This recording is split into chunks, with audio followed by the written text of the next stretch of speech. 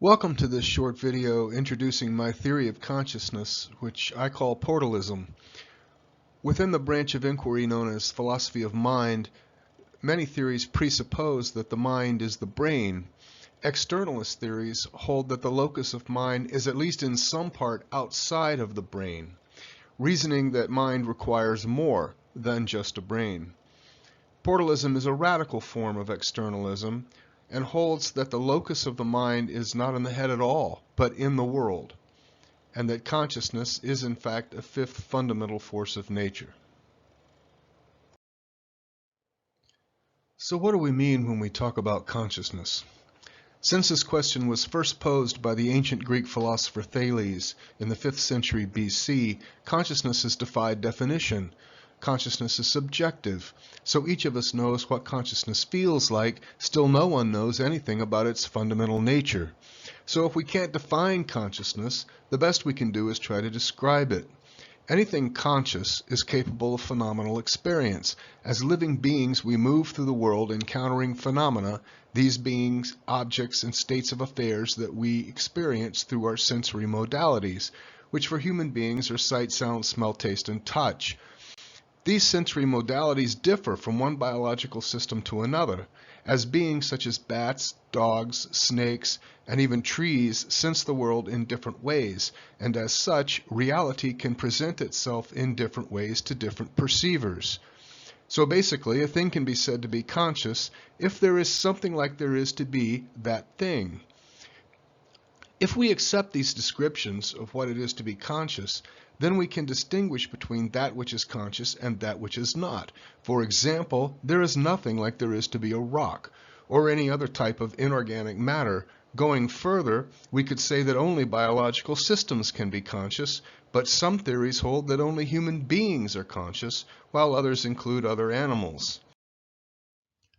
All living organisms across the zone of life are conscious, at least to some degree.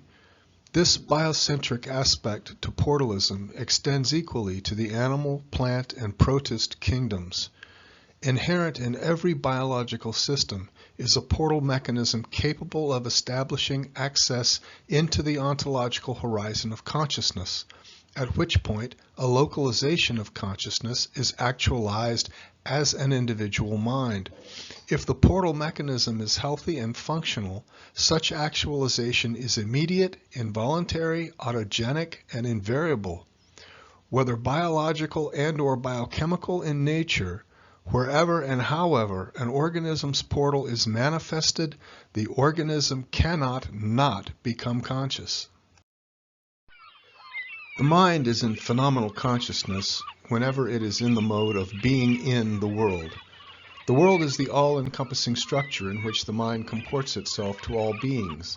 As being in, the mind subjectively experiences objects and states of affairs that it encounters in the world. Subjective experience is the something like there is to be sensation of that which is encountered, and whenever mind is experiencing the world, it does so in phenomenal consciousness. Phenomenal perception is the means through which we navigate the world, and is primarily achieved through the sensory modalities of sight and touch. Phenomenal consciousness is composed of raw experience, sights, sounds, smells, tastes, touches, and feelings manifested by our emotions that we encounter as we move through the physical realm. Phenomenal consciousness is the mode by which we subjectively experience the objective realm. Objects and states of affairs in the world that we encounter, and the feelings we experience as the result of those encounters are disclosed to mind through this mode of consciousness. For example, let's imagine that I go into the kitchen and open the refrigerator door, whereupon I encounter an apple sitting on a shelf. Logically, I cannot prove that any of the things that I am seeing and touching really even exist. Not the kitchen, the refrigerator, the shelf, nor the apple. But the one thing I am certain of is that I am feeling the something like there is to be experiencing of an apple. In addition, texture, color, and taste are all sensations whose experience of exceeds any physical description.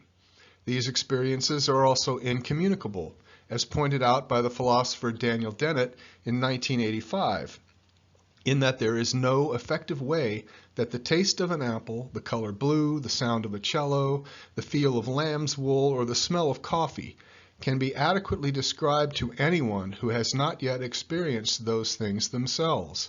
These are all examples of qualia, and qualia are entirely subjective and exist only in and as phenomenal consciousness. The metaphysics of consciousness is traditionally divided into two perspectives regarding the substance or stuff that composes the nature of reality. The first is a perspective of dualism, which holds that the universe is made up of two substances, the mental and the physical. The second perspective is that of monism, holding that there can be only one substance. Monist materialism, also known as physicalism, holds that only the physical exists, and that no other substance can exist. Under each of these divisions are numerous theories which I briefly explain in the book and won't go into here. Yet as numerous as they are, they nevertheless all share one common concept.